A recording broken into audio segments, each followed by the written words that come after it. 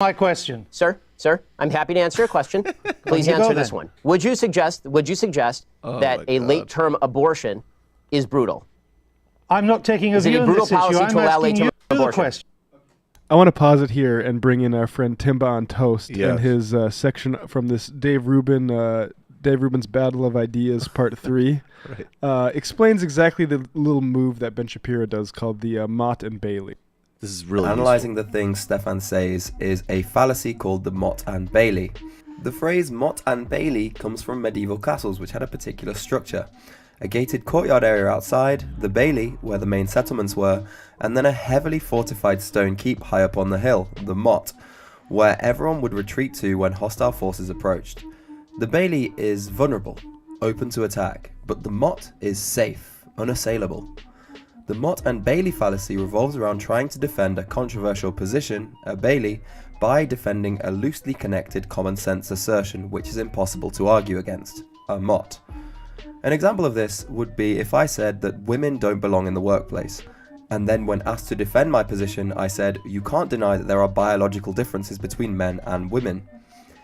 You can see how the two concepts here... So you see, that's exactly what he's doing.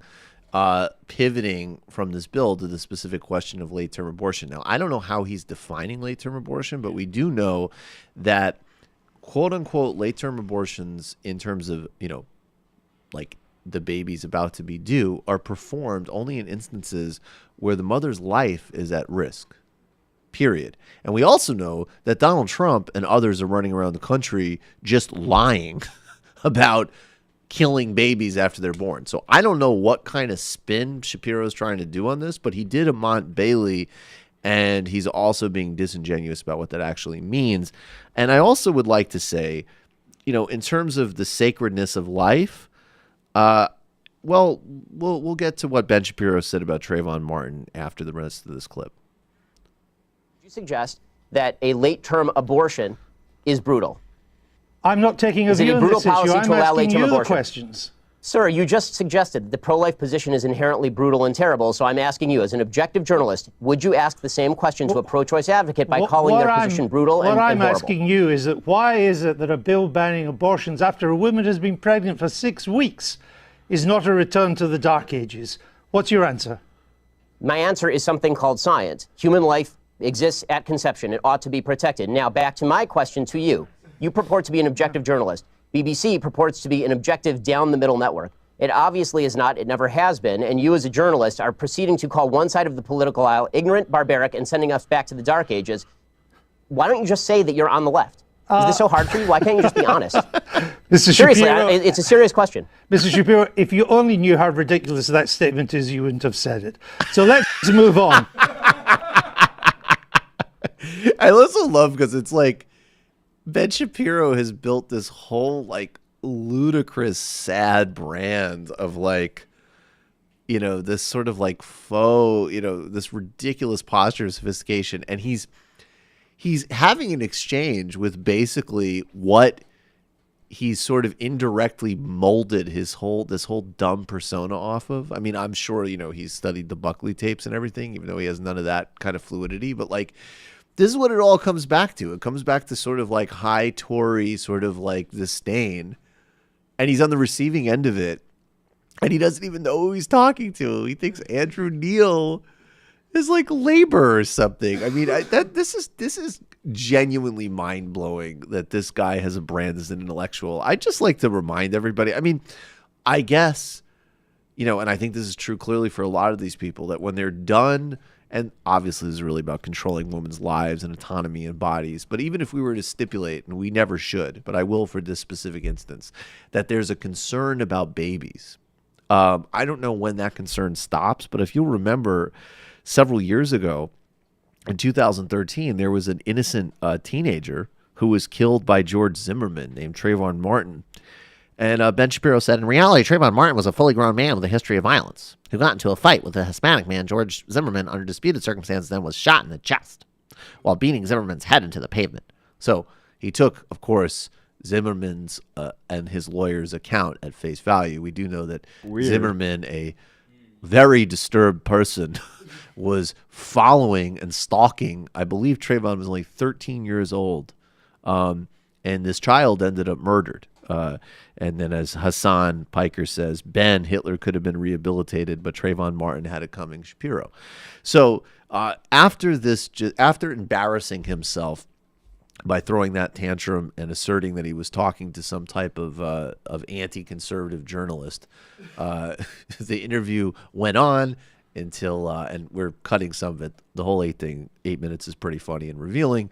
But, the full thing is actually 16, so we're 16. actually missing out quite a bit of this. Okay. But this is the last. This is 6 the minutes last. of the This is when we finally have our. This is when the how dare you, sir, and read one of Ben's thriller novels to really show, because he had to show what it was. The sirs are really flying. The sirs are flying. As you say in your book, you say that there's quite a key phrase: we are so angry at each other right now. But as I say, aren't you part of that anger? Aren't you encouraging that anger? For example, you described Mr. Obama's State of the Union address in 2012 as fascist mentality in action. Well, I think that if you want to argue with the characterization, then we can talk about what exactly his State of the Union address said.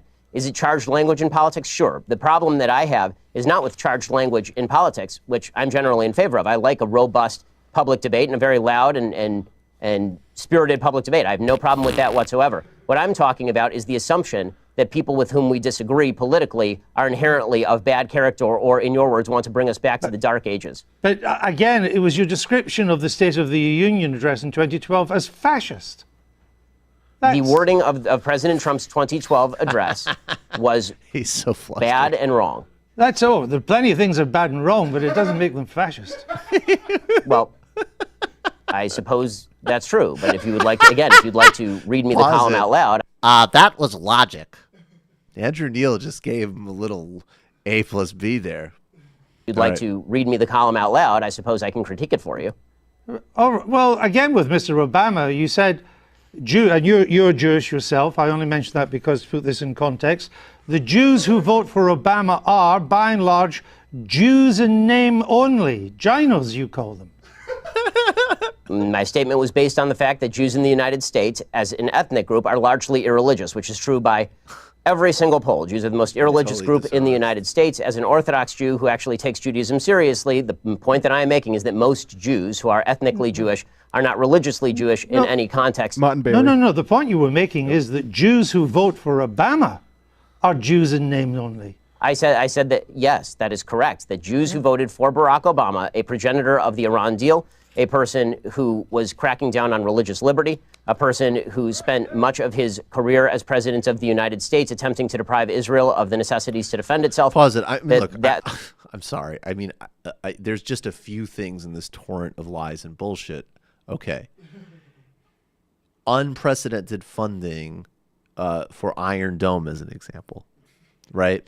Ehud Barak said that no other president had done more in terms of security cooperation than Barack Obama. And those of us who actually care about Palestinian civil rights and self-determination were appalled by the Obama administration's endless support of Israel, no matter what they did, including at 2 different times during the transition in 2009 and then in 2014. Such ferocious bombardments on Gaza that even in 2014, Joe Scarborough questioned, as an example, when Israel bombed a UN school. So, again, crackdowns on religious liberties and all this. I mean, he's talking about pharmacies needing to be able to give women the day after pill. Okay, so he's using this maudlin, melodramatic, disingenuous language. But at some point, we need to inject a little bit of reality. Also, the Iran deal, supported by sane people in Israel like Ehud Olmert and the intelligence and members or former members of the intelligence and military apparatus. Go ahead. The necessities to defend itself. That people, Jews who voted for President Obama, by and large, cared about Judaism far less than they did about other priorities. Did you say they should turn their badge in as a Jew? Yes, I believe that if you are somebody who takes Judaism seriously, that comes along with ideological commitment. I mean, I guess. Also, I hope you're having fun, by the way, going through every old tweet that I've ever sent to try and do gotcha questions. But if you'd like to have a discussion about my general philosophy or things I've done in, say, I don't know, that was 2012. So It's now 2019. If you'd like to discuss something I've done in, say, like the past 5 years, why don't we do that? What a whiny little Because cretin. your book is a criticism of how angry America is and how America has to do better. And I'm simply I have trying an to entire point list out, on my website, sir. On And my list, I have an entire website of dumb and I'm bad simply things trying that to I've point said. out some of the things you've said that seem to me to help to stoke that anger. For example, you said Sure. Israelis like to build, Arabs like to bomb crap and live in open sewage. Well, as I say in an article entitled, here's a list of all the giant, bad, dumb things I've ever said. Was that list dumb? Well, yes, that's a dumb tweet. And not only, but it is also important to mention that the next few tweets clarify that that tweet is specifically referring to the Hamas leadership, which, by the way, a BBC I've seen is relatively reticent to condemn. No, actually, it wasn't what you went on to do and say. But it's just beautiful the way, because he took some dumb, and of course the BBC condemns actions by Hamas. The BBC is quite moderate. It just acknowledges international law and an example in Israel-Palestine. But I just love that Andrew Neil does not even feel the need to go chase that dumb little chestnut. Just like, okay, well, it's back to actually what you were saying. You can see the dishonesty in Shapiro in that tactic there, right? Yes. Because he talks about, he's characterizes the subsequent tweets as if they basically make that tweet not dumb, Right. And then moves on to make an assertion about the BBC that he thinks Neil is going to follow up instead of that, but Neil impressively stays on the trail. That the next few tweets clarify that that tweet is specifically referring to the Hamas leadership, which, by the way, a BBC I've seen is relatively reticent to condemn. No, actually, it wasn't what you went on to do and say. You are correct about the slur on Arabs. It's not all Arabs that want to live in open sewage and blow things up. It's just Palestinians. You went on to say. It says the ones who take sides against Israel in the Israel-Palestinian Arab population is rotten to the core. You went on to say, not Hamas. The Palestinian Arab population. I say that by poll numbers, they elected Hamas. They educate their children's. Wait, I thought you weren't saying that. So now we're going to justify saying that with the usual litany here. Yeah, it's interesting. I thought we were talking. Why do you need poll numbers to talk about the Hamas leadership? Wait, and I thought you were disaggregating from Hamas from the regular Palestinians. But now because they voted for Hamas, maybe they all are actually bad. Ergo, maybe the tweet isn't a problem. What are we saying here, Ben? The Palestinian Arab population. I say that by poll numbers, they elected Hamas. They educate their children in school that Israel should be obliterated, sir. I guess. If you want to read, honestly, this is a giant waste of time in the sense that the entire interview is designed for you to shout slogans or old things that I've said at me. I don't see how this forwards the debate. You talk about undermining the public discourse. It seems to me that simply going through and finding lone things that sound bad out of context and then hitting people with them is a way for you to make a quick buck on BBC off the fact that I'm popular and no one has ever heard of you. There are not many bucks to be made on the BBC, unlike American broadcasting, Mr. Shapiro. The point I'm trying to make is that your words are hardly designed to produce the consensus and understanding that the book seems to want to produce. That's my point, that you write about, Judeo-Christian culture and so on, but so much of what you've said in the past would seem to turn its back on Judeo-Christian culture. You're lecturing me on Judeo-Christian culture after you call the pro-life position barbaric? I just asked you a question. All he does is evade. And I asked you a question. You failed to answer a single one of mine. Frankly, I find this whole thing a waste of time. If you want to read the book and critique the book, why don't you read and critique the book? If you want to critique me, you can think whatever you want of me. Frankly, I don't care. I don't frankly give a damn what you think of me since I've never heard of you. And I've never heard of you until I briefed myself for this. But that's not the issue. You have a then new why the hell book are you interviewing me, sir? It's an interesting book. But my point is, your book claims well, that it'd be nice if you would quote it from time to time. Your book is, well, actually, I've done so several times, and I'm about to do so again, if you would let me just finish the question. Your book claims that society is turning its back on Judeo-Christian values. Yeah, what are those values? What are the values it's turning its back on? I'm not inclined to continue an interview with a person as badly motivated as you as an interviewer. So I think we're done here. I appreciate your time, sir. All right. Well, thank you for your time and for showing that anger is not part of American political discourse. Now, Mr. Shapiro, we'll say goodbye.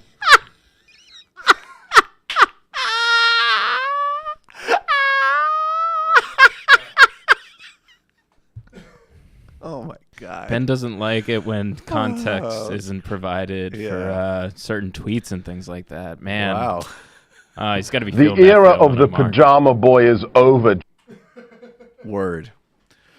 And if he's your intellectual leader, you should be fucking embarrassed. The cool kids philosopher, The baby. cool kids philosopher, keeping it Look at all cool. those cool kids. You know